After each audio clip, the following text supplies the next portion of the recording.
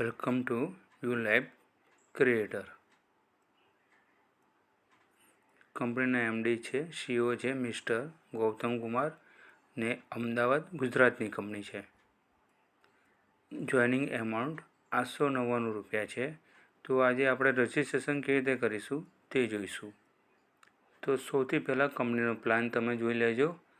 કંપનીનો પ્લાન જોઈ અને સમજી લેજો.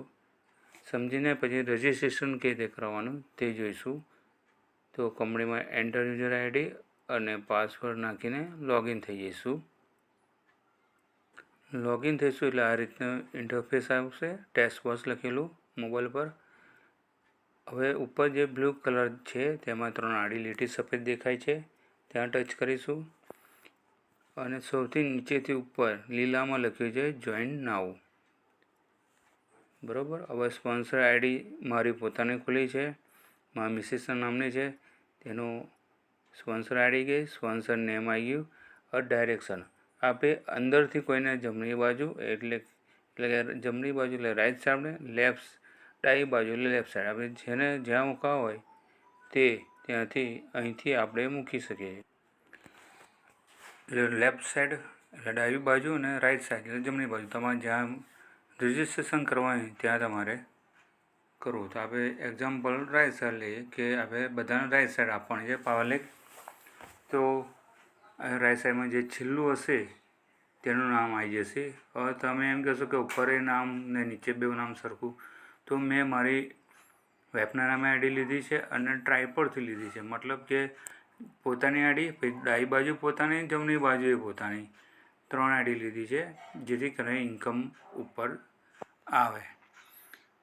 પછી યુઝરનેમ જેનું નામ લખવાનું હોય તેનું નામ, કન્ટ્રી ઇન્ડિયા છે, પિનકોડ નંબર નાખી દેવાનો. પિનકોડ નંબર નાખશો એટલે સ્ટેટનું નામ આવી જશે, સિટીનું નામ આવી જશે અને વિલેજ નેમ એટલે ગામનું નામ આવી જશે. જો ગામનું નામ ખોટું હોય તો તમારે ડિલીટ મારીને સાચું નામ લખી દેવાનું, મોબાઈલ નંબર લખી દેવાનો, આધાર નંબર નાખી દેવાનો અને પાન કાર્ડ તમારા જોડે હોય તો પાન કાર્ડ નંબર નાખી દેવાનો. જો ના હોય તો પણ ચાલશે, પણ હોય તો નાખી દેજો, જેથી કરીને 5% જે ટીડીએસ કપાય છે તમને પાછા મળી શકે. હવે ઈમેલ આઈડીમાં હવે રજિસ્ટ્રેશન કરો. જે તમે 3 આઈડી રજિસ્ટ્રેશન મેં વાઈફની કરી છે, તો અલગ અલગ ઈમેલ આઈડી બનાવવાની જરૂર નથી, એક ઈમેલ આઈડી ચાલશે. 3 રજિસ્ટ્રેશનમાં મેં એક જ ઈમેલ આઈડી નાખી છે. કદાચ તમારા ઘરના સભ્યોની આઈડી પણ નાખ્યું હોય તો એક ઈમેલ ચાલી શકશે. પછી રજિસ્ટ્રેશન નાવ કરશો તો તમારા મોબાઈલના સ્ક્રીન ઉપર આઈડી નંબર અને પાસવર્ડ મળી જશે, જેથી કરીને તમે ફરીવાર એ લોગિન કરીને ચેક કરીને જોઈ શકો. હવે બીજી કઈ રીત છે તે પણ અત્યારે આપણે જોઈ લઈએ.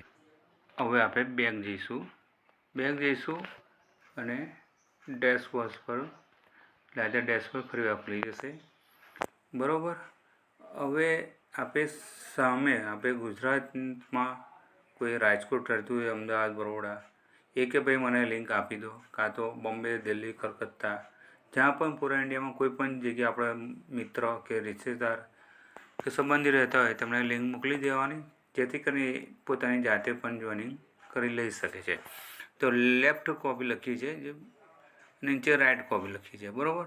તો લેફ્ટ કોપી કરીશું અને જેને લેફ્ટ બાજુ જોઈન કરવા હોય એને લેફ્ટની કોપી મોકલી દઈશું. અને આપણે રાઈટ કોપી આપણે બધાને જમણી બાજુ જોઈન કરવાના છે, બધાને પાવર લેક આપવાની છે.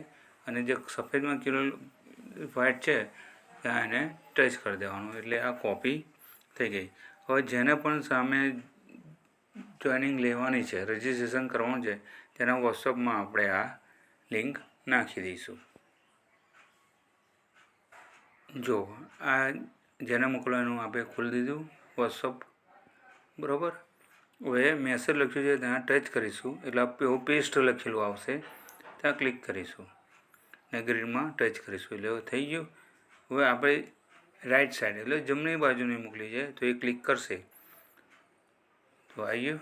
User ID, sponsor ID, direction right side એટલે જમણી બાજુ અહીંથી કોઈ સુધારા વધારા થશે નહીં. જેમાં જોઈન કરવી એ જ લિંક ઓપન થશે.